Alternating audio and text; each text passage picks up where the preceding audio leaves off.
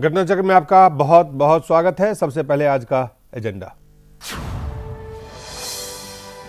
बिना नाम लिए मोदी का केजरीवाल पर हमला, कहा अराजक है तो जंगल में जाकर रहे नक्सलियों के साथ। केजरीवाल ने कहा प्रधानमंत्री ने असली मुद्दों पर नहीं की बात।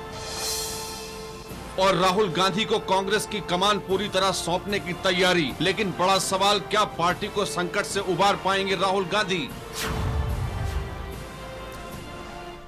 कांग्रेस पार्टी की तैयारी हो रही है कि राहुल गांधी को पूरी तरह से पार्टी का कमान मिल जाए, और इस बाबत चर्चाओं पे जो सवाल पूछे जाते हैं तो उन्होंने कहा ये स्वाभाविक है, इस पर चर्चा करेंगे। लेकिन सबसे पहले आज दिल्ली में प्रधानमंत्री नरेंद्र मोदी की रैली हुई, और रैली में बिना नाम लिए हुए कांग्रेस पे भी और आम आदमी पार्टी पे भी प्रधानमंत्री ने निशाना साधा।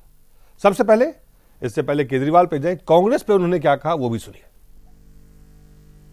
कांग्रेस के राज में आपने कभी किसी गरीब को बैंक में देखा था?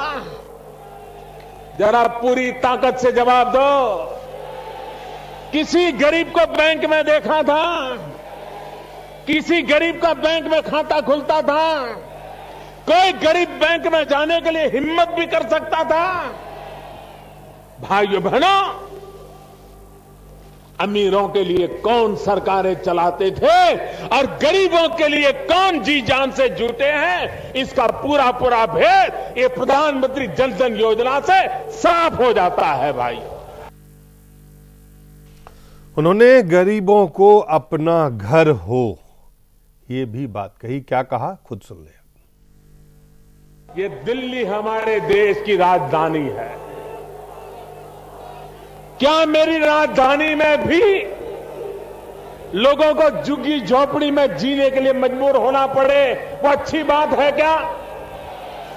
क्या दिल्ली में भी लोगों को फुटपाथ पे गुजारा करने पड़े अच्छी बात है क्या? और इसलिए मेरे भाइयों बहनों, मेरा एक सपना है, 2022 जब भारत की आजादी के 75 साल होंगे, तब हमारे यहां दिल्ली में हर झुग्गी झोपड़ी वाले को अपना पक्का घर हो, ये सपना मैं पूरा करना चाहता हूं। गरीबों की बात की, गरीबों के लिए घर की बात की, फिर बिजली पे आए। कहा 24 घंटे बिजली दिल्ली वालों को मिलेगी। क्या कहा प्रधानमंत्री ने, उन्हीं के शब्दों में सुनेगा। हम दिल्ली में से ये जनरेटर की आवाज बंद कर देंगे। भाइयों बहनों, दिल्ली को जनरेटर से मुक्ति दिला देंगे, और दिल्ली को जनरेटर से मुक्ति मिलेगी तो ये जहरीली हवा से भी मुक्ति मिलेगी। इतना ही नहीं, 24 घंटे बिजली देने का मेरा वादा है भाइयों बहनों, 24 घंटे बिजली। और ये संभव है, ये संभव है। और बिजली कंपनियों में जो दिल्ली की जनता है, दिल्ली के जो कंज्यूमर है, वो चूज कर पाएंगे, जैसे मोबाइल सर्विस के लिए वो चूज करते हैं। जैसे मोबाइल फोन में आप आराम से अपना सर्विस प्रोवाइडर चुन सकते हो, सस्ते से सस्ता फोन का चार्ज करने वाला फोन का कनेक्शन ले सकते हो, उसी प्रकार से दिल्ली में हम ये योजना करने वाले हैं कि अगर मान लीजिए 10 कंपनियां यहां बिजली बेच रही हैं, और अगर आप चाहते हो कि हमें इससे बिजली नहीं लेनी है, वो सस्ती देता है, हम उससे लेनी है, तो आप ले सकते हैं। व्यवस्था हम करने वाले हैं। तो गरीबों की बात की, जनधन योजना से गरीबों की बात उन्होंने की, उनको घर देने की, फिर बिजली 24 घंटे के दिल्ली वालों की बात की, फिर बिजली जो देने वाले कंपनियां हैं वो अलग अलग अपने जो कंपनी है चुन सकती है कि जिनसे उनको सस्ती दर पे मिले। साथ ही साथ बिजली के बाद उन्होंने पानी की भी बात की।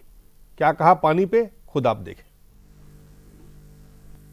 हरियाणा में कांग्रेस के नेता एक बयान देते थे, दिल्ली में कांग्रेस के नेता दूसरा बयान देते थे और दिल्ली की जनता बिना पानी को प्यासी रहती थी।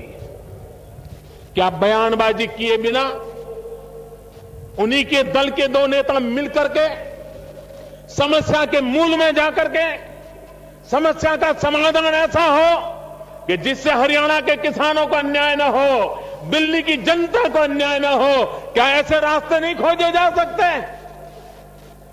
मैं वेंकैया जी को बधाई देता हूं कि उन्होंने दिल्ली हरियाणा के मुख्यमंत्री नई सरकार बनने के तुरंत बाद बुलाया, मीटिंग की और एक सहमति के द्वारा हरियाणा की जो चिंता की और दिल्ली के पीने के पानी की भी चिंता की और समस्या का समाधान करने की दिशा में कदम उठाए। तो मतदाताओं को बताया कि उन्होंने क्या क्या किए हैं और किस किस तरह के काम किए हैं, ये बताया। उन्होंने वादे भी किए कि क्या क्या दिल्ली वालों को वो देंगे। लेकिन एक छोटा सा ब्रेक अभी लेंगे और ब्रेक के बाद आपको हम दिखाएंगे कि केजरीवाल पे बिना नाम लिए उन्होंने क्या कहा।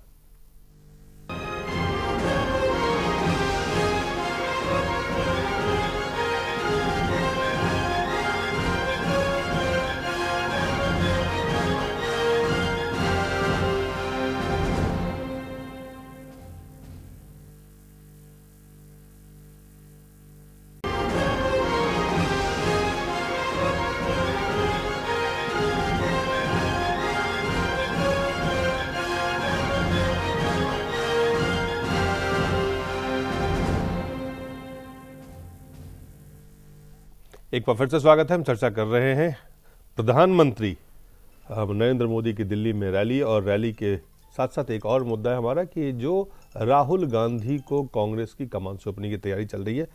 पार्टी की पूरी कमान राहुल गांधी की, लेकिन सबसे पहले हम बात कर रहे थे प्रधानमंत्री नरेंद्र मोदी की रैली। आपने सुना उन्होंने क्या क्या वादे, क्या क्या बातें उन्होंने कही और क्या क्या उन्होंने दिल्ली वालों को देना है। ये चुनाव प्रचार की शुरुआत ये है, दिल्ली में चुनाव होना है और उसी के मद्देनज़र ये रैली काफ़ी अपनी अहमियत रखता है। लेकिन ये तो तमाम बातें वो थी जो उन्होंने गरीबों की बात की, बिजली की बात की, पानी की बात की, लेकिन जो उन्होंने बिना नाम लिए हुए आम आदमी पार्टी पे हमला बोला, उन्होंने किस लहजे में क्या कहा आप खुद देखें। कुछ लोगों की कुछ काम में मास्टरी होती है, जिसकी जिसमें मास्टरी हो वो ही काम उनको देना चाहिए। मुझे बताइए, जिसको गाड़ी चलाना आता है उसको खाना पकाना दे सकते हैं क्या? दे सकते हैं क्या? गाड़ी चलाने वाले को गाड़ी का काम दिया तो अच्छा करेगा ना।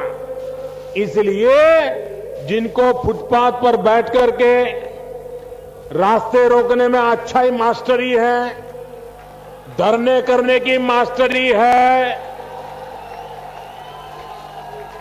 आए दिन आंदोलन करने की मास्टरी है, उनको वो काम दीजिए। हमारी मास्टरी अच्छी सरकार चलाने में है, हमें वो काम दीजिए। और सिर्फ नरेंद्र मोदी ने हमला नहीं बोला केजरीवाल पे, जब भारतीय जनता पार्टी के अध्यक्ष अमित शाह ने भी आम आदमी पार्टी पे हमला बोला। आम आदमी पार्टी 49 दिन में दिल्ली का कितना विकास किया वो तो मालूम नहीं है। उनके जन्म से आज तक देश की सार्वजनिक जीवन में उनका योगदान क्या है मुझे मालूम नहीं है, मगर मुझे एक बात मालूम है कि आम आदमी पार्टी ने एक रिकॉर्ड जरूर किया। झूठ बोलने का रिकॉर्ड आम आदमी ने बड़े अच्छे से खड़ा किया है, और झूठ बोलने में आम आदमी पार्टी को कोई नहीं हरा सकता। दिल्ली के मुख्यमंत्री के दावे करने वाले लोग बनारस भी गए थे, देश के प्रधानमंत्री बनने के लिए। बनारस की जनता ने फैसला कर उनको वापिस भेजा है। मैं आज इस मन से आप तो को कहना चाहता हूं कि देश भर में विकास होने के बावजूद भी अगर दिल्ली ठीक नहीं होती, दिल्ली प्रदेश ठीक नहीं होता, तो वो विकास कोई मायने नहीं रखता है। और अरविंद केजरीवाल ने प्रधानमंत्री और अमित शाह के हमले का क्या जवाब दिया, ये आप खुद देख लें। बीजेपी के पास दिल्ली चुनाव के लिए कोई भी पॉजिटिव एजेंडा नहीं है। वो पूरा का पूरा चुनाव नेम कॉलिंग, भला बुरा बोल के नेगेटिव पूरा चुनाव लड़ने वाले हैं। उन्होंने मुझे झूठा बोला, उन्होंने मुझे एनार्किस्ट बोला, उन्होंने मुझे भगौड़ा बोला, उन्होंने मुझे धरना करने वाला बोला, काफ़ी कुछ बोला उन्होंने मुझे। हमने कभी भी इस किस्म की व्यक्तिगत गाली गलौज और भला बुरा बोलने वाली राजनीति नहीं की। हमने हमेशा पॉजिटिव मुद्दों की राजनीति हम लोगों ने की है। अगर कोई व्यक्ति कोई भ्रष्टाचार करता है तो हम भ्रष्टाचार का मुद्दा उठाते हैं, उस आदमी की पर्सनालिटी के ऊपर हम कभी भी कमेंट नहीं करते।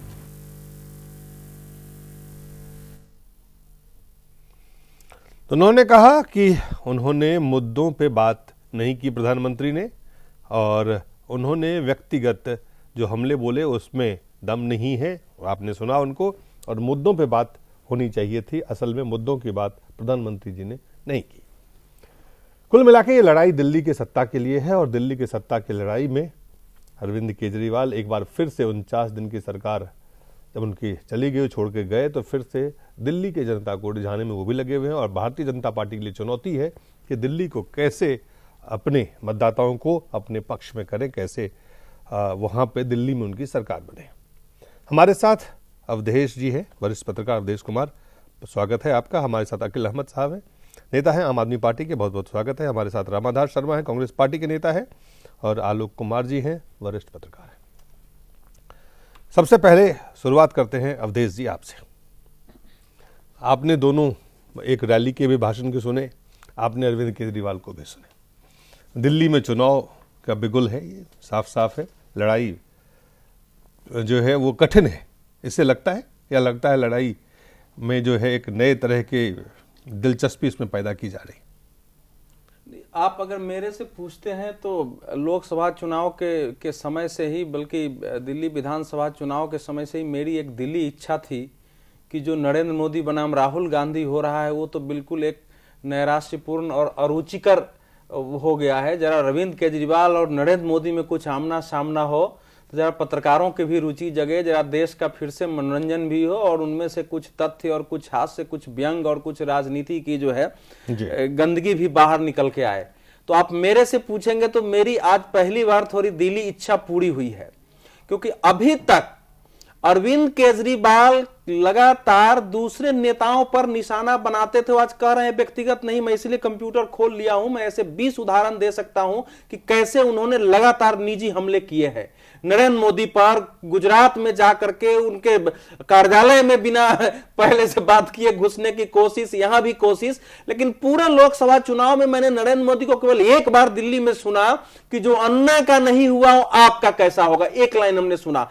अरविंद केजरीवाल वाराणसी भी गए और नरेंद्र मोदी पर जितना संभव था सारे आरोप पर हमला करते रहे, उनके नेता भी हमला करते रहे। नरेंद्र मोदी ने वाराणसी में अरविंद केजरीवाल का नाम तक नहीं लिया। सर एग्जाम्पल बताएंगे? एग्जाम्पल आपका समय आज भी अगर देखेंगे, आज भी देखेंगे तो नरेंद्र मोदी ने पार्टी का नाम और अरविंद केजरीवाल का नाम नहीं लिया है, लेकिन इशारों में उन्होंने जो आलोचना हो सकती है एक राजनीति में, एक सभ्य भाषा में, वो सब कुछ किया है। तो ये देश में अब ये एक अच्छी स्थिति हो गई। इससे दो बातें साफ हुई है। एक बात कि जो कुछ भी सरकार के पास रिपोर्ट है उसमें यह लगा है कि शायद कांग्रेस अब यहां फाइट में नहीं है। मुख्य जो फाइट है वो आम आदमी पार्टी और भारतीय जनता पार्टी के बीच है। इससे एक तो साफ हो गया। दूसरा यह हो गया कि नरेंद्र मोदी को यह भी लगा है कि अरविंद केजरीवाल का उत्तर अगर पार्टी के कोई दूसरे नेता देंगे तो वो शायद जनता तक उस रूप में संदेश नहीं पहुंचेगा, अब मुझे स्वयं यह काम करना पड़ेगा। तो इसलिए उन्होंने स्वयं यह काम किया है। और जो उन्होंने 3 बातें प्रमुख की है, अभी चूंकि आम आदमी पार्टी पर आ गए इसलिए बोल रहा हूं, नहीं तो इसके भाषण के दूसरे आयाम भी है। अब वो पहला जो उन्होंने कहा है, जो सबसे बड़ा आरोप नरेंद्र मोदी की सरकार पर है कि आपने भ्रष्टाचार को दूर नहीं किया है। नरेंद्र मोदी ने यह बताया कि भैया हमने ऊपर किया है, नीचे जरूर है, लेकिन हमको पर विश्वास करो हम नीचे का भी दूर करेंगे। यानी वो है। अब आप कहेंगे कि है तो वो नहीं, वो बिल्कुल है। दूसरा उन्होंने कहा है कि भाई ऐसी स्थिति जब कुछ लोग यहां झूठ की फैक्ट्री चलाते हैं, आप जानते हैं कि आम आदमी पार्टी एक भले ही एक बेहतर आदर्श से शुरू हुई हो, लेकिन इसका 4 यूएसपी रहा है एकदम हमेशा। ऑलवेज मैं कहता हूं कि आम आदमी पार्टी तो इस पे केंद्रित करते हुए जो आज ही पर कर रहा हूं ना, तो जो 4 यूएसपी रहा है ना, उसमें एक मैं कहता हूं कि एक इवेंट मैनेजमेंट और एक्टिंग एडवर्टीजमेंट और सॉफ्ट टारगेट पर हल्ला बोल, तो इन चारों को अगर हम मिला देते हैं तो वो झूठ ही आता है। तो नरेंद्र मोदी ने जो कहा कि आज झूठ की फैक्ट्री जो है चलेगी, उसमें जाना नहीं। 58 साल वाली बताया कि मैं प्रधानमंत्री होकर बोल रहा हूं कि ऐसी मेरी कोई योजना नहीं है। तो अगर प्रधानमंत्री कह रहा है वो बात, उसके बाद भी अरविंद जी एक पता नहीं कौन सा कागज दिखा रहे थे। तो ये एक बड़ी बात है, एक नेता साफ साफ दिल्ली के और जनता को बताना कि भैया उससे सचेत रहना। दूसरा जो मुख्य यूएसपी रहा है कि बिजली का दाम हमने घटाया है। उन्होंने कहा कि भैया ये चिल्लाने और उससे बिजली का दाम नहीं घट सकता है। मेरे ध्यान में है कि मैं 24 घंटा बिजली भी दूंगा, हम जो बल्ब देने जा रहे हैं वो भी, और आपको हम इतने सर्विस देंगे कि आपके हाथ में चूज करने की स्थिति होगी, उपलब्ध कराएंगे। वो तो हमने सुन लिया। तो जो जवाब हो सकता था आम आदमी पार्टी का, जो जवाब हो सकता था। दूसरा, तीसरा उन्होंने ये बताया कि भाई सरकार, बोला नहीं कि एक आदमी आया सरकार से भाग गया। आम आदमी जो कहता था कि भाई अगर एक आदमी की ये है कि उनको जरा, हालांकि मैं स्वयं धरना प्रदर्शन आंदोलन का व्यक्ति हूं, इसलिए अगर कोई आंदोलन पर प्रश्न उठाता है तो मुझे जरा अच्छा नहीं लगता है, लेकिन सरकार में जाने के बाद सुधार की बजाय उसी स्वरूप से बनना, कहीं फुटपाथ पर बैठ जाना, पूरी दिल्ली में एक अराजकता की स्थिति पैदा करना, तो वो उन्होंने कहा है कि भैया ऐसे लोगों को बाहर ही रखो। अब ये लड़ाई नरेंद्र मोदी बनाम केजरीवाल हो गया। मैं वैसे नहीं कह रहा हूं, मैं ये कह रहा हूं कि पहली बार अरविंद केजरीवाल को कोई बड़ा नेता सीधा सीधा उनकी भाषा में जवाब दिया है। अब वो लड़ाई क्या होगी आगे की बात, एक छोटा सा ब्रेक लेना पड़ेगा। ब्रेक के बाद जल्द वापस लौटते हैं और आम आदमी के नेता जो है अकील अहमद साहब, उनसे भी जानेंगे एक छोटे से ब्रेक के बाद।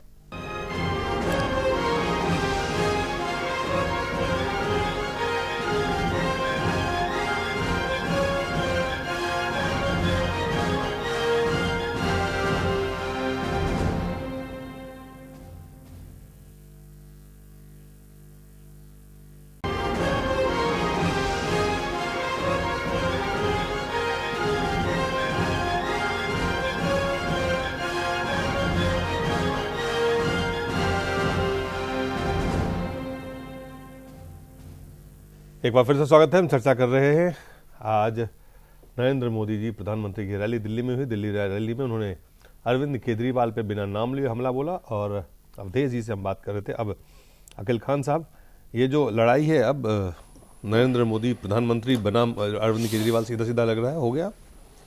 बिल्कुल नहीं है साहब। प्रधानमंत्री और चीफ मिनिस्टर, मुख्यमंत्री, उसकी लड़ाई कैसे आप देखिए। मुख्यमंत्री देखिए, जो दिल्ली की समस्याएं हैं वो दिल्ली का मुख्यमंत्री सॉल्व करेगा, ना कि प्रधानमंत्री जी सॉल्व करेंगे। और उन्होंने अभी कुछ सॉल्व भी नहीं किया है, ना उन्होंने कुछ ऐसा बोला है, सिर्फ वादे किए हैं। वो भी उन्होंने डेट दे रखी 2022 की। आज हमला बोला उन्होंने, देखिए हमला बोला है। मैं सबसे पहले जो बेसिक इशू है जो मैं उठाना चाहूंगा कि अगर अरविंद जी आंदोलन नहीं करते, अरविंद जी धरना प्रदर्शन नहीं करते और पूरे देश में एक आंदोलन का एक स्वरूप खड़ा नहीं करते और एक कांग्रेस के विरुद्ध एक पूरे देश में माहौल नहीं खड़ा करते, तो मोदी जी आज यहां नहीं होते। यह बात पूरी देश की जनता जानती है। दूसरी चीज, एक बात उन्होंने और बोली है कि जिसमें जिसकी मास्टरी है, जिसमें जिसकी मास्टरी वही करे। तो इसका मतलब तो यह हुआ भाई कि चाय वाला तो चाय वाला ही बस बेचता रहे, वो कुछ ना करे, आगे बढ़े ना। वो एक आम आदमी अपनी मेहनत करके आगे ना बढ़े। 1% जो देश की समस्याओं को देख करके आगे बढ़ना चाहता है, उसको आगे बढ़ाना चाहता है, वो ना बढ़े। मैं सबसे बड़ा पॉइंट जो लेना चाह रहा हूं, जो इन्होंने मेरे दोस्त ने दिए, अवधेश जी ने, उसमें मैं 4-5 पॉइंट में गिनाना चाहूंगा कि जो इन्होंने वादे किए, इन्होंने वादा खिलाफी की और आज मोदी जी ने बहुत सारे वादे कर दिए हैं। उन्होंने कोई किसी की डेट फिक्स करके नहीं कहा है और उसमें सबसे बड़ा मुद्दा जो है भ्रष्टाचार का है। बोले ऊपर से मैं ठीक कर रहा हूं जी, ऊपर से ठीक कर रहे हैं सर, तो गुजरात में अभी तक क्यों नहीं हो चुका ठीक 15 साल में? और हमने 49 दिन के पहले ही कैसे कर दिया था? दूसरे तीसरे दिन से कैसे हमने भ्रष्टाचार कंट्रोल कर लिया दिल्ली में? ये बात आपको पता नहीं है, पूरे दिल्ली वालों को पता है, पूरे देश वालों को पता है कि हमने आते ही से 1 हफ्ते के अंदर इन सब के ऊपर कंट्रोल कर लिया था। जहां चाह वहां राह, अगर आपके पास चाह ही नहीं है तो राह कहां से आएगी। दूसरी चीज है, सबसे इंपॉर्टेंट चीज एक और है, वो है महंगाई कम करेंगे, ये इनका वादा था। महंगाई क्या कम हुई है आप बताइए? 50% पेट्रोल और डीजल कीमतें में कमी हो चुकी है पूरे दुनिया के अंदर, और आपकी महंगाई वहीं के वहीं पड़ी हुई है। थोड़ा सा उसमें 19-20 का फर्क आया है। 19 हुआ कि 20 हुआ है? देखिए 19 भी हुआ, 20 फिर बढ़नी शुरू हो गई। अभी 4-5 रोज से आप देखिएगा हर चीज के दाम बढ़ने शुरू हो गए हैं। और सर्दियों में दाम कम होते हैं सब्जियों के, आप उसी को लेके बैठ रहे हैं, सब्जियों के दाम कम हो गए। देखिए ये जनता को बेवकूफ बनाने की अब बिल्कुल भी देश को जरूरत नहीं है, ना दिल्ली की जनता को जरूरत है। चलिए आपके पास मैं एक और बात, आपके पास लौट के आते हैं बिजली की, मैं अवधेश जी बहुत सारी बातें हैं, आप बताएंगे। नंदकिशोर जी, जी 2 अहम बातें हैं, एक भ्रष्टाचार और दूसरी महंगाई। जी कहा कि आप आज जो हमले किए गए, जो बातें की गई, उनमें मुद्दे नहीं हैं, ये अरविंद केजरीवाल कह रहे हैं, उनके पार्टी के नेता हैं, वो कह रहे हैं भ्रष्टाचार उन्होंने 49 डेज में आपको दिखा दिया कि 1 सप्ताह में कैसे खत्म हो सकता है। आपने अभी तक कुछ नहीं किया और न ही महंगाई आपने घटाई। नहीं, लेकिन ये तो एक रणनीति भी है ना आम आदमी पार्टी की कि आप आरोप के बदले आरोप लगाओ, जो नरेंद्र मोदी ने कहा।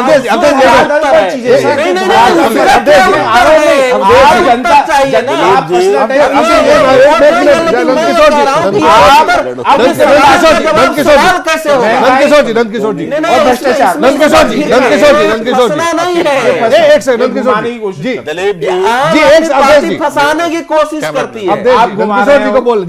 दिलीप जी मैं केजरीवाल को इस लेवल का नहीं मान के चलता है कि वो नरेंद्र मोदी से कोई मुकाबला करे। दिल्ली में 7 लोकसभा सीट, 60 विधानसभा, प्रधानमंत्री उन पे हमला बोल रहे हैं। हाँ, हमला उन पे बोल रहे हैं इस बात पे कि वो अराजकता की बात करता है। वो खुद कहता है मैं अनार्किस्ट हूँ।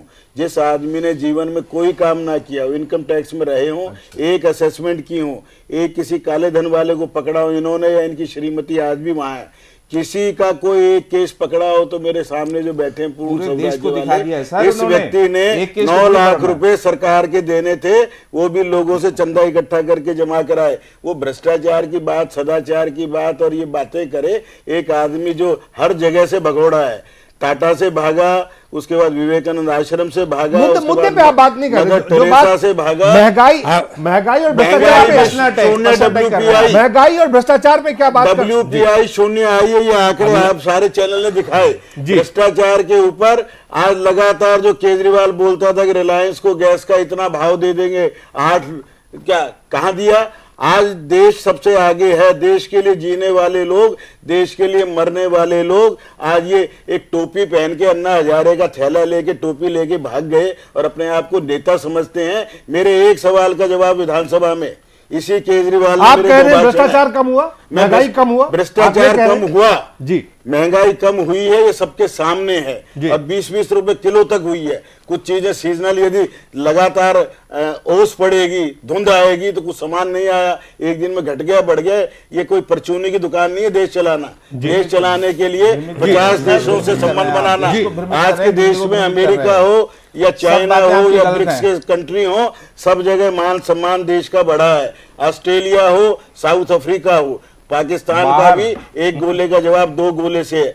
12 साल से एक डिफेंस परचेज नहीं किया मेरे मित्रों ने। आज कांग्रेस की बी टीम है केजरीवाल, समझौतावादी लोग हैं। अभी भी शीला जी ने जो शीला जी ने कहा सर, मुद्दे की बात तो बताइए, समर्थन देंगे भ्रष्टाचार के ऊपर बोलिए, भ्रष्टाचार के ऊपर बोलिए ना, भ्रष्टाचार का। चलिए रामादास जी आपके पास आते हैं, आपके पास आते हैं, आप बोलिए। 7 महीने के अंदर एक कोई दाग लगाने, और 70% लोग देश के सेटिस्फाई अपने आप नहीं हुआ करते। चलिए 70% लोग देश के ऐसे ही सेटिस्फाई, संतुष्ट नहीं होते हैं। भारतीय जनता पार्टी के वरिष्ठ नेता नंदकिशोर गर्ग जी कह रहे हैं, उन्होंने कहा सब कुछ सामने में है, जो कुछ हो रहा है महंगाई पे, भ्रष्टाचार पे, सब कुछ सामने में है। रामाधार जी, कांग्रेस पे भी उन्होंने हमला बोला कुल मिलाकर, लेकिन कांग्रेस जो है इस पूरे लड़ाई में बड़ी कमजोर दिख रही है।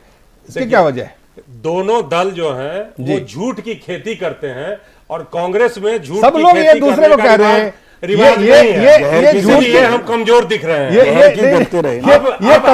ये सवाल आप तीनों कहते हैं कि प्रधानमंत्री जी ने मेरी आलोचना की जी, तो भैया आज के जो करता धरता है केजरीवाल साहब, इस देश में ये परंपरा नहीं थी कि महामहिम राष्ट्रपति की आलोचना की जाए। मैं खुद सुना हूं केजरीवाल जी ने महामहिम राष्ट्रपति की भी आलोचना की है, रिपब्लिक डे की भी की थी। ये शीला दीक्षित जी की सरकार के जाने के बाद हम आप सभी देख रहे हैं कि दिल्ली में विकास की रफ्तार थोड़ी सुस्त पड़ी है।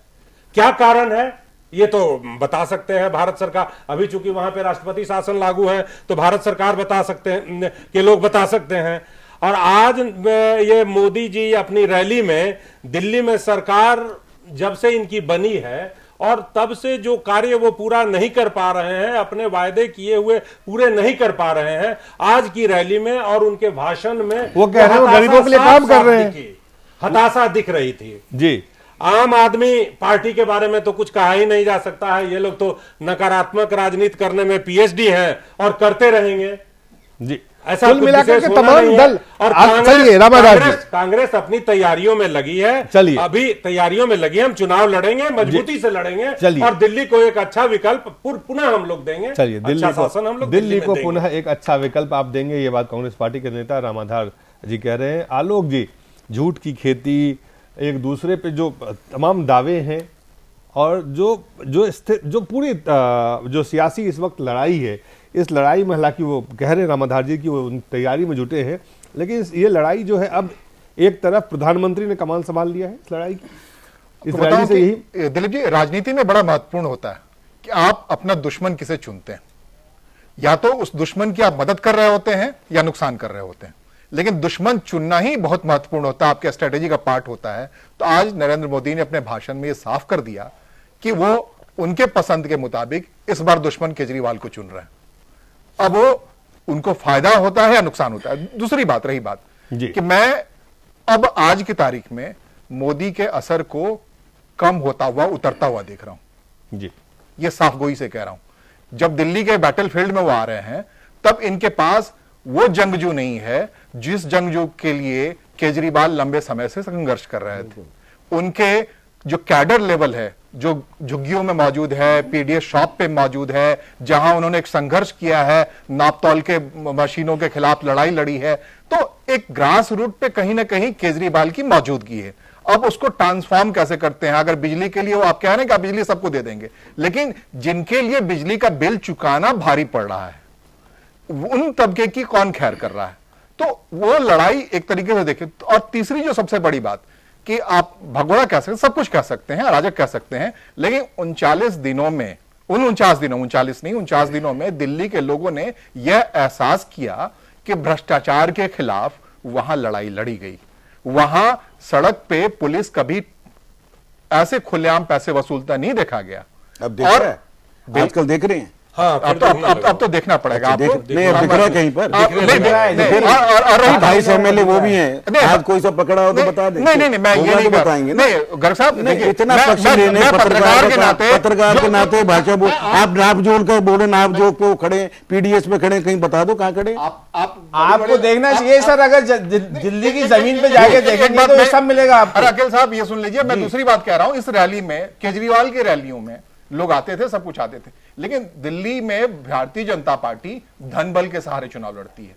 लेकिन धन बल के सहारे आप ग्रास रूट, ये जो आम आदमी पार्टी, आलोक जी मैं यहाँ पर रोकना चाहता हूँ, ये जो आम आदमी पार्टी के विज्ञापन जो पूरे दिल्ली में पटे हुए हैं वो बिना पैसे के हैं, उसमें धन बल का पैसा खर्च हुआ है, जिसमें बीजेपी का है उसमें आम आदमी पार्टी का है। करोड़ों रुपए का जो खर्च होता है दिल्ली का,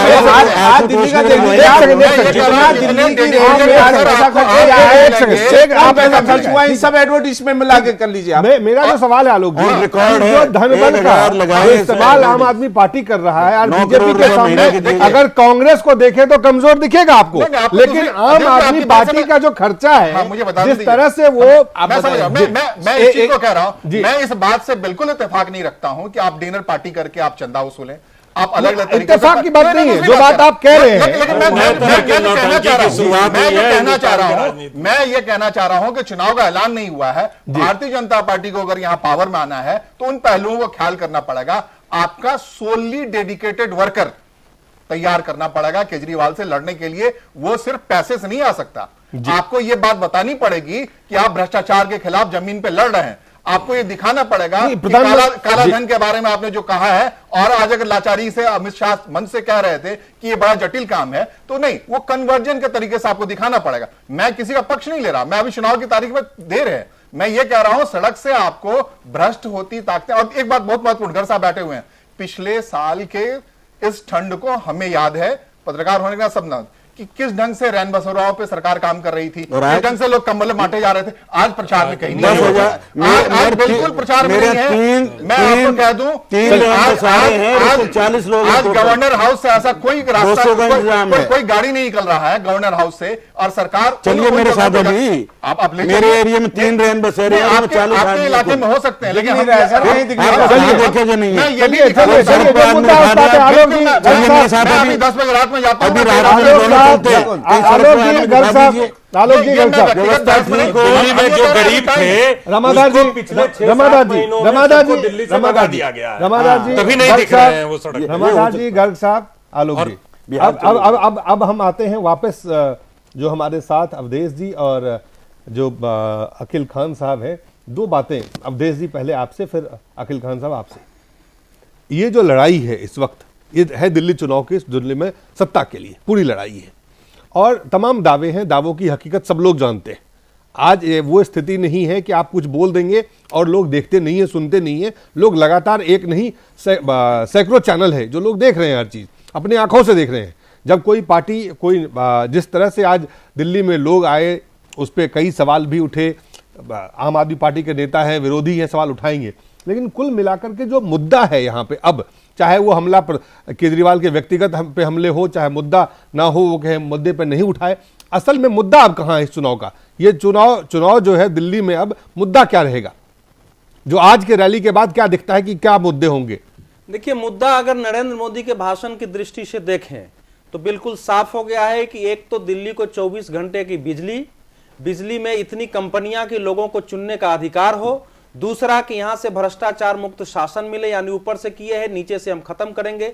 तीसरा कि दिल्ली जो है विकास की रफ्तार पकड़े। चौथा, दिल्ली में एक भी झुग्गी झोपड़ी अगले 7 वर्षों में नहीं रहेगा, उसकी क्या योजना है। पांचवा की जो दिल्ली के साथ पानी की समस्या होती थी वो बिल्कुल अब नहीं होगी, हरियाणा से हमने सुलझा लिया है, शायद उत्तर प्रदेश से। ये भाजपा के मुद्दे हैं। बिजली, पानी, आवास, 3 बड़ा मुद्दा होता है। 3 मुद्दों पर मोदी ने अपनी बातें रखी है। चौथा यहां है भ्रष्टाचार, 5वां है विकास और रोजगार। तो जो बेसिक मुद्दे होने चाहिए वो आज प्रधानमंत्री ने रखा है। अब उससे असहमति होगी, क्योंकि मोदी को बेसिकली मैं एक ऐसा नेता मानता हूं जो एक सपने जगाता है। उस जगाने में इतना विश्वास होता है कि लोग उस पर विश्वास करते हैं कि ये जो सपने दिखा रहे हैं ये पूरा होगा। ये बड़ी खासियत है उनकी। तो वो बताया है। साथ ही साथ एक मुद्दा है उन्होंने सेट किया है कि लीडर कैसा होना चाहिए। आप इसको मत भूलिए, मैं आंदोलन और धरने का पक्षधर हूं। अभी आलोक जी कह रहे थे 49 दिनों की सरकार के हम लोगों के पास एक काम की, हम लोगों की भी ये बात ठीक है, उनकी इस बात से मैं सहमत हूं कि केजरीवाल के अंदर पुलिस नहीं थी, लेकिन डर के मारे पुलिस ने, यह बात सच है कि घूस लेना बंद कर दिया था डर से। ये कुछ तो असर था, लेकिन यह है कि वो 49 दिन जब मैं याद करता हूं तो मेरा हृदय कंप जाता है कि अगर ऐसे ही नौटंकी, ऐसे ही अराजकता, ऐसे ही प्रतिदिन हंगामा अगर दिल्ली में होने लगा, वो भी मुद्दा है। आप ये केजरीवाल का जो खुद मुद्दा है, अपनी भाषा है कि वो देखिए नाटक, नौटंकी और इवेंट मैनेजमेंट की जो ये कला है, वैसे लोगों को दिल्ली का लीडर नहीं होना चाहिए, भले उन्हें ईमानदार हो। चलिए अकील खान साहब, 2 बातें हैं आपके हिसाब से, जो बिल्कुल आप अवधेश जी को छोड़े, जो मेरा सवाल है कि मुद्दा आपके हिसाब से क्या मुद्दे हैं? आपके हिसाब से क्या मुद्दे हैं चुनाव में? नंदकिशोर जी, अवधेश जी, मुद्दा क्या है? देखिए, चंदा लेके आपके चुनावी मुद्दे क्या? मुख्य मुद्दे जी, लेकिन उसके पहले मैं ये बोलना चाहूंगा, आप मुद्दे पे बात करिए। देखिए, मुद्दे के बाद हमारे पास एक चीफ मिनिस्टर की बात रखता है, एक प्रधानमंत्री मुद्दे की बात करके वो क्या सॉल्व कर गया प्रॉब्लम, और दिल्ली का जो सबसे बड़ा प्रॉब्लम जो सॉल्व कर सकता था एक प्रधानमंत्री, अपने आप को दिल्ली का रिप्रेजेंटेटिव बनाने के लिए, जो आज की रैली में मोदी जी ने आए, उन्होंने एक जो सबसे बड़ी प्रॉब्लम दिल्ली की है कि पूरे पूर्ण राज्य का दर्जा आपका मुद्दा है, उसके ऊपर उन्होंने, आपका मुद्दा है, वो आपका मुद्दा है, हमारा ये और क्या रहेगा, मुद्दा है? लेकिन आपका मुद्दा क्या है? पहले जो मुद्दे हैं, जो जरूरत, जो इंपॉर्टेंट और महत्वपूर्ण मुद्दे हैं जी, वो ये है, सबसे पहले तो बिजली, ठीक है, बिजली के दाम कम करना, इन्होंने 30% सस्ती बिजली नहीं आधे करेंगे जी, जो हमने पहले किया था आधे करेंगे, पानी हम फ्री करेंगे, महंगाई आप दिल्ली में रहते होंगे तो अवधेश जी हमारे पास समय कम है, अवधेश जी हमारे पास समय कम है, अगर आप 1000 यूनिट अवधेश जी होगा आपका, अखिल साहब देखिए मेरी बात बिजली बिजली पानी दोनों ठीक करेंगे, महंगाई हम ठीक करेंगे, और सबसे बड़ी चीज एक हफ्ते में भ्रष्टाचार ठीक करेंगे। 7 महीने बाद हम ये नहीं बोलेंगे कि मुझे और टाइम दीजिए, चलिए ऊपर से शुरू हो रहा है 2022 तक नीचे आलोक जी आप सबसे निवेदन है कि जरा जब मुद्दा पे बात कर रहे हैं तो मुद्दे पे बात करें। 2022 नहीं मेरा सवाल है जो इस बार रामाधार जी, नंदकिशोर जी, आप सबसे निवेदन है कि जिस पे हम बात कर रहे हैं चर्चा, इस बार दिल्ली का चुनाव का, ये आज दिल्ली को चुनाव के मद्देनजर ये रैली थी, उन्होंने अपने जो विरोधी है, प्रधानमंत्री जी ने, अमित शाह ने अपने विरोधियों पर निशाना साधा, ये आपने मुद्दे भी गिनाए। सवाल ये है कि जो मुद्दे आपके हैं क्या वही मुद्दे आम आदमी पार्टी के हैं? उन्होंने कहा आपका मुद्दा था दिल्ली को पूर्ण राज्य का दर्जा देना, आज आम आदमी पार्टी उस मुद्दे को आपके सामने रख रहा है, नंबर 1। बाकी जो मुद्दे हैं, जो बात आप कह रहे हैं वही मुद्दे, उसमें सिर्फ वो एक चीज और जोड़ रहे हैं कि भ्रष्टाचार को हम 7 दिन में समाप्त करेंगे। दिलीप जी, मुद्दे सारे जनता के वही हुआ करते हैं। हमने पूर्ण राज्य का दर्जा देने के लिए अटल बिहारी वाजपेयी जी के टाइम बिल पेश किया था और उस बिल को स्टैंडिंग कमेटी में सौंप दिया गया था, जिसके अध्यक्ष आज के राष्ट्रपति हैं, और उसकी रिपोर्ट आने से पहले वो भंग हो गई थी। लोकसभा और राज्यसभा में मिलकर 2/3 बहुमत से दिल्ली को पूर्ण राज्य का दर्जा मिलेगा। दिल्ली चुनाव में इस बार सबसे बड़ा मुद्दा आपका क्या क्या है? आज का मुद्दा बड़ा स्पष्ट है, जो उन्होंने कहा सबको मकान 2022 तक, दिल्ली के लिए 2019 तक, पूरा देश है 22 तक जी, सबको बिजली, अच्छी क्वालिटी की बिजली, भरपूर बिजली, जिससे इन्वर्टर और जनरेटर की जरूरत ना हो जी, सबको पानी, जो मूनक नहर का पानी 15 जनवरी तक आ जाएगा, जिससे मेरा द्वारका, नांगलोई और बवाना के प्लांट 20 जनवरी तक चलेंगे, और दक्षिणी दिल्ली तक और जो गांव के इलाके को पानी अभी से मिलना शुरू हो जाएगा, चुनाव से पहले ही। दिल्ली के अंदर सीवेज ट्रीटमेंट प्लांट आज सारे ठप पड़े हैं, उनको हम आने वाले 6 महीने में चलाकर यमुना का शुद्धिकरण करेंगे, जिससे यमुना शुद्ध होगी तो गंगा शुद्ध होगी। आज यमुना गंदा नाला बना हुआ, 3000 करोड़ रुपए खर्चने के बाद भी दिल्ली के अंदर लोगों को जो आज ट्रैफिक जाम्स हैं, उन सब के लिए एलिवेटेड रोड, जो हमने अभी नजफगढ़ ड्रेन पे 23 किलोमीटर लंबा एलिवेटेड रोड, 1200 करोड़ रुपए की सारी फिजिबिलिटी स्टडी करा ली गई है। उसके साथ साथ वेस्टर्न यमुना कैनाल जो डिसयूज में है लगभग 9 किलोमीटर, उसके ऊपर एक तीसरी सड़क डेवलपमेंट का एजेंडा है। हमारा एजेंडा सारे पुलों को, एलिवेटेड रोड दिल्ली में जरूरत है, सुरंग बना के रोड बनाने की जरूरत है, ट्रैफिक को, और इसके ज्यादा जो प्रॉब्लम है आज हम सब लोगों के लिए पार्किंग का। दिल्ली के अंदर 1 साल के अंदर 90 मौतें हुई है पार्किंग के झगड़ों के कारण। दिल्ली के महिलाओं को सुरक्षित रखने के लिए 15,000 सीसीटीवी, और मैंने अपने क्षेत्र में 1.25 करोड़ रुपए के सीसीटीवी सबसे पहले एमएलए फंड से ही लगवाकर दिल्ली में 1 नंबर। आप अपने मुद्दा गिना दिए, आपने मुद्दे गिना दिए। अरे सब नहीं, मुद्दे नहीं है, इनके सॉल्यूशन भी बता रहा हूँ। 15,000 सीसीटीवी दिल्ली के अंदर 3 साल में लगेंगे। दिल्ली के अंदर 3 नए डिस्ट्रिक्ट पुलिस के बनाकर पुलिस फोर्स के अंदर 40,000 की बढ़ोतरी आने वाले 5 साल में हम लोग करेंगे। कांग्रेस पार्टी के नेता भी हमारे साथ एक कॉलेज जो खुले ही नहीं है बरसों से। महंगाई के लिए क्या करेंगे सर? महंगाई के लिए, चलिए महंगाई के लिए वो बोल चुके हैं और प्रधानमंत्री बोल चुके हैं। जो सवाल है रामाधार जी, महंगाई की आपके मुद्दे, कांग्रेस पार्टी के मुद्दे क्या होंगे इस चुनाव में? आपके सबसे 15 वर्षों के शासन के बावजूद जो विकास कार्य अधूरे रह गए थे उनको पूरा करना हमारी प्राथमिकता होगी, और जिस तरह से हम लोगों ने 15 सालों तक यहाँ शासन दिया दिल्ली में, उसी तरह से हम आगे भी विकास का आपके हिसाब से, आपके पार्टी के हिसाब से दिल्ली के चुनावी मुद्दे क्या है? विकास है, पानी है, बिजली है, वो मुद्दों में कोई अंतर नहीं है अवधेश जी, कोई अंतर नहीं है, मुद्दे वही है। सवाल है कि क्या जी रामाधार सवाल जो है केंद्र सरकार, सवाल ये है कि क्या मुद्दा इन मुद्दों पे आधारित ही दिल्ली के चुनाव लड़े जाएंगे नहीं, देखिए मैं यहाँ थोड़ा सा इसको दूसरे रूप में देखिए जी। अभी तक कांग्रेस और भारतीय जनता पार्टी थी तो एक परंपरागत राजनीति होती थी। अरविंद केजरीवाल अन्ना का परित्याग कर अरविंद केजरीवाल के एक नेता के रूप में उदय ने, जैसे होता है ना कि एक बाढ़ आ जाती है तो वो सारी पानी गंदगी दिखाई दे जाती है। अन्ना जी का परित्याग नहीं किया, अन्ना जी का परित्याग किया है। आप अपनी बात कहिए, आप अपनी बात कहिए, आप अपनी बात कहिए, आप अपनी बात कहिए, नहीं तो सुन नहीं पाएंगे। रामादास जी, नंदकिशोर जी, एक सक्षम हूँ, आप लोग क्यों साथ खड़े हो जाते हैं? जी, आपको ये भी पता होगा कि अन्ना जी ने स्टेज पे खड़े होकर कहा था मुझे नहीं पता है कि आप पार्टी बनाइए, अरविंद जी पार्टी बनाइए और फिर पार्टी छोड़िए। अखिल खान साहब कोई सुन नहीं पाएगा, दर्शक को समझ में नहीं आएगा। आप एक एक नहीं लगा रहा हूँ, जो अन्ना जी ने बोला था कि पार्टी बनाइए, उन्हीं के कहने पे पार्टी और अन्ना जी पार्टी छोड़ गए।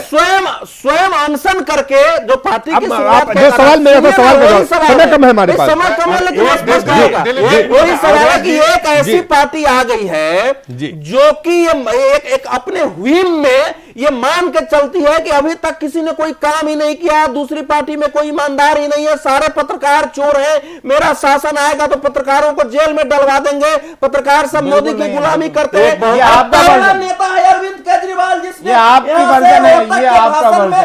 पूरा भाषण मीडिया के खिलाफ दिया और जो 19 मार्च का बनारस का भाषण है वो मीडिया और मोदी के खिलाफ था कि मोदी झूठा है, मोदी चोर है। बिल्कुल झूठा है, बिल्कुल झूठा है। मेरे पास अपने काला धन मिला है, 15 लाख रुपए का है। बताइए आप जी, कहाँ है काला धन, कहाँ है काले धन वालों की लिस्ट, कहाँ है? 15 लाख रुपए का है, झूठा है और आपकी पार्टी भी झूठी है जी। ये बड़ा आपकी पार्टी झूठी है, देश को पता है, सबके सामने देख लीजिए सामने। जो सवाल मैं आपके पास आता हूँ, आप ही के पास आ रहा हूं, जरा एक सवाल छोटा सा है जो मेरा सवाल था कि क्या यहां जो चुनाव होने हैं उस चुनाव में जो मुद्दे गिनाए भारतीय जनता पार्टी के नेता ने, आम आदमी पार्टी के नेता ने, कांग्रेस के नेता ने भी मुद्दे बताए कि क्या मुद्दे हैं, प्रधानमंत्री जी ने रैली करके बताए, अमित शाह भाजपा के अध्यक्ष उन्होंने बताए, तमाम लोग मुद्दे बता रहे हैं। मेरा सवाल था क्या मुद्दों पे आधारित दिल्ली का चुनाव होना है? नहीं, एक मुद्दा हमारा आपके पास जब आपके पास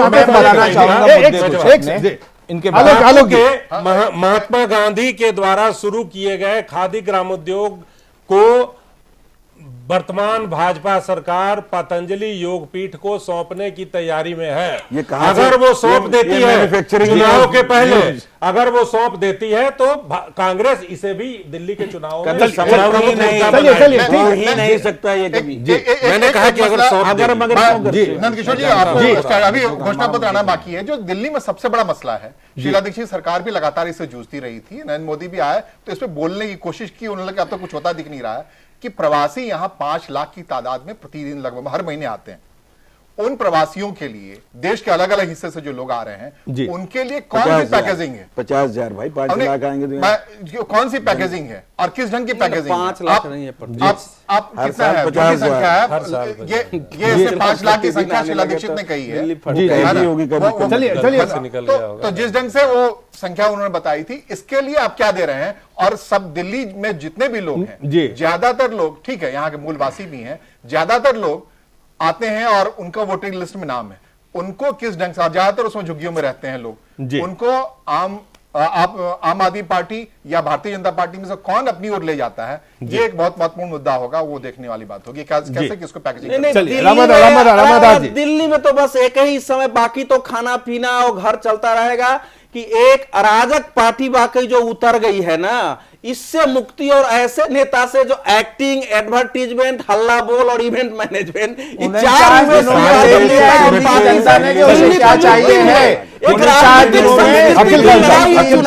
आपको बता दें, अखिल खान साहब, आप देखिए अखिल खान साहब जो बात आप जीत जाइए ना, यही राजनीतिक संस्कृति से मुक्त करना जो है अवधेश जी, आप कम से कम आप सारे लोगों से निवेदन, अवधेश जी, नंदकिशोर जी एक साथ सब बोलेंगे, एक साथ बोलेंगे कोई नहीं सुनेगा, दर्शक नहीं सुन पाएंगे। आपसे निवेदन है कि आप एक एक करके बोलेंगे तो दर्शक सुनेंगे। जो सवाल है और जो जवाब है उस पर सबसे बड़ा मुद्दा हमने पूछा, क्या मुद्दे जो आपने गिनाए उसी पे होगा। अवधेश जी कह रहे हैं अरविंद केजरीवाल ही मुद्दा है उनके लिए, उनके लिए मुद्दा हो सकता है। सपनों के सौदागर हैं साहब, सपने दिखाते जा रहे हैं, आज तक उन सपनों का साकार तो कुछ हुआ नहीं है। जो चीजें मैं गिनाना चाहूंगा, 5 चीजें जो बीजेपी ने सपने दिखाए देश की जनता को। सबसे बड़ा सपना दिखाया था कि काला धन आपको हम फौरन विदिन 100 डेज वापस लाके दिखाएंगे, 15-15 लाख रुपए हर परिवार के अकाउंट में जमा करेंगे, ये उनका सबसे बड़ा मुद्दा था। दूसरी चीज महंगाई कम करेंगे, महंगाई 50 पानी पे बात कर चुके हैं, हमारे पास समय कम है। जिसमें क्या केजरीवाल खुद में तो मुद्दा है नहीं, देखिए ये केजरीवाल चुनाव मुद्दा है आपके हिसाब से? मुद्दा होगा जी देश की जनता के लिए, तो मुद्दे ये है दिल्ली के जनता के लिए महंगाई है मुद्दा, भ्रष्टाचार मुद्दा है, रोजगार मुद्दा है और काला धन मुद्दा है। ये देश के लोगों के लिए सामने मुद्दा है। हम लोग जो कुछ करेंगे, हम आपको बताना चाहेंगे हम क्या करना चाहते हैं। पहली बात, बिजली के रेट हम आधे करेंगे, पानी फ्री करेंगे, महंगाई कम करेंगे, भ्रष्टाचार कम करेंगे और सबसे बड़ी बात भ्रष्टाचारियों के खिलाफ कार्य करेंगे। रामादास जी क्या सवाल ये है कि क्या जो बात अवधेश जी कह रहे हैं, जो बात आम आदमी पार्टी के नेता कह रहे हैं, अवधेश जी कह रहे हैं अरविंद केजरीवाल ही चुनाव के सबसे बड़े मुद्दे हैं अपने आप में? अरविंद केजरीवाल जी तो बड़े मुद्दे हैं ही चुनाव के। बीजेपी भी डर लग रहा है ना, बाएं नहीं है, बहुत ज्यादा बाएं नहीं है। देखिए मैं एक छोटा सा उदाहरण देना चाहूंगा कि उस दल के बीजेपी के राष्ट्रीय अध्यक्ष ने मंच से कहा, सार्वजनिक आम सभा में, जनसभा में कहा उन्होंने कि 100 दिनों के अंदर काला धन वापस लाऊंगा। और आज बीजेपी के बड़े लीडर से लेके छोटे लीडर तक सब लोग ये कहते हैं कि ये मुद्दा हमारे मैनिफेस्टो में कहां था, हमने तो ऐसे ही बोल दिया था। तो ये ऐसे ही बोल के सत्ता हासिल कर लिए हैं और देश को ऐसे ही पतन के गर्त में ले जाएंगे। दिल्ली के लोग समझदार हैं, दिल्ली के लोग जानते हैं कि कौन सरकार चलाएगा, कौन दिल्ली का विकास, पुनः दिल्ली को विकास के रास्ते पे लाएगा। वो लोग कांग्रेस, तो आपको उम्मीद है उसी समझदार लोगों पे उम्मीद है? हाँ, बिल्कुल, वो जो समझदार लोग हैं दिल्ली के, जो समझते हैं। गर्ग साहब ये जो मुद्दे आप गिनाए थे, क्या इन मुद्दों पे आधारित चुनाव इस बार दिल्ली का होगा, या जो अवधेश जी कह रहे हैं कि केजरीवाल जी भी मुद्दे हैं? दिलीप जी, दिल्ली की समस्याएं जो फंसी हुई थी कॉलोनियों की, 1 जून 2014 तक जो कॉलोनी है सबको एज इज वेयर बेसिस पे पास किया गया है, बकायदा सबकी नोटिफिकेशन हुई है। 100 गज तक का मकान अपने आप नक्शा बना के सबमिट करेगा, किसी दफ्तर में जाने की जरूरत नहीं, ऑनलाइन अप्लाई करेगा नक्शा उसका। 90% दिल्ली की जनता 100 गज से नीचे के मकान में रहती है। 200 गज तक का मकान आर्किटेक्ट केवल सर्टिफाई करेगा। दिल्ली के अंदर स्मार्ट सिटी 3 बनाई जाएंगी, जिससे कि दिल्ली का जो बोझ आज 1400 स्क्वायर किलोमीटर दिल्ली है, 600 स्क्वायर किलोमीटर दिल्ली अभी खाली है, खेत है। चलिए आपके मुद्दे हैं, हम दिल्ली की जो आने वाली केजरीवाल नंदकिशोर जी हमारे पास समय बहुत कम रह गए हैं।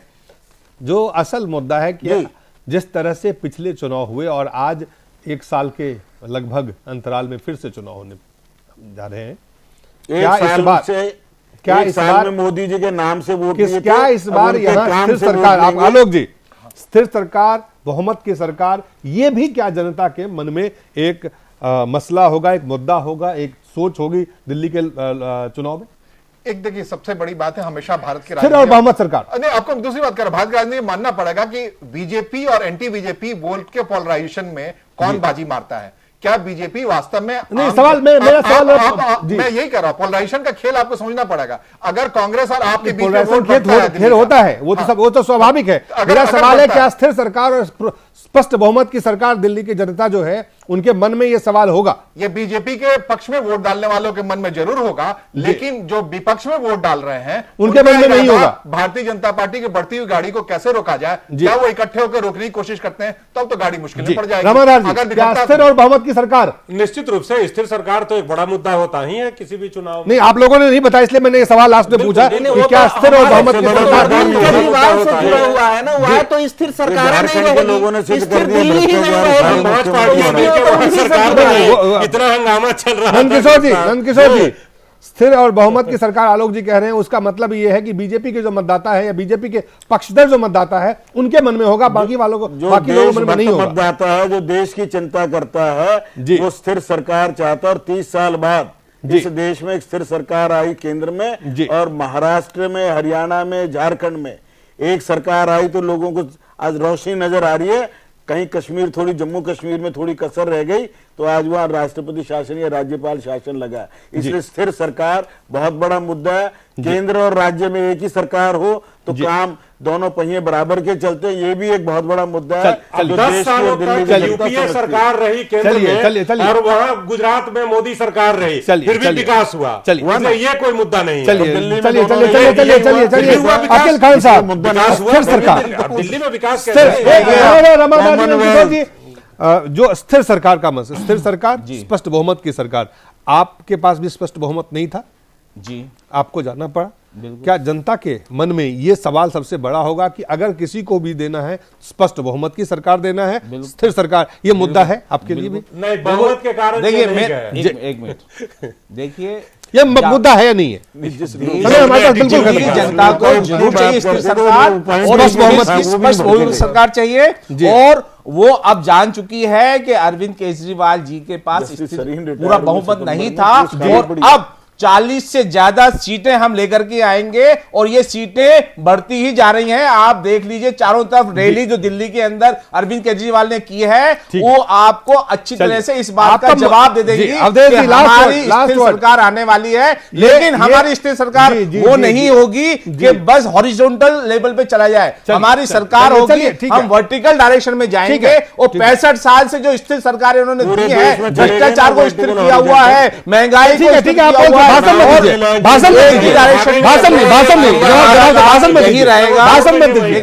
नहीं है, ये चुनावी भाषण नहीं है, फैक्ट है। समय खत्म, बिल्कुल 30 सेकंड में अवधेश जी, क्या स्थिर सरकार और स्पष्ट बहुमत की सरकार क्या दिल्ली के जनता के सोच में है? अगर ये सोच में है तो इसका फायदा और नुकसान किसको? बहुत कम शब्दों में देखिए, फरवरी 2013 के बाद ये सबसे बड़ा मुद्दा है, और इसीलिए मैं बार बार कह रहा हूं कि अरविंद केजरीवाल इसलिए मुद्दा है कि वो अस्थिर सरकार के प्रतीक है, वो अस्थिरता के प्रतीक है, वो झूठ बोलने के प्रतीक है, वो अराजकता के प्रतीक है। बहुत धन्यवाद किशोर जी, हमारे पास आलोक जी, किशोर जी, रमाधार जी, अवधेश जी, अकील खान साहब, सबका बहुत बहुत धन्यवाद।